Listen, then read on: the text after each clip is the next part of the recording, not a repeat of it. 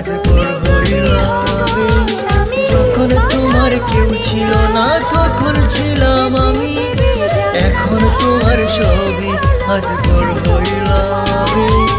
আমার তুই বেঈমান বলে করলি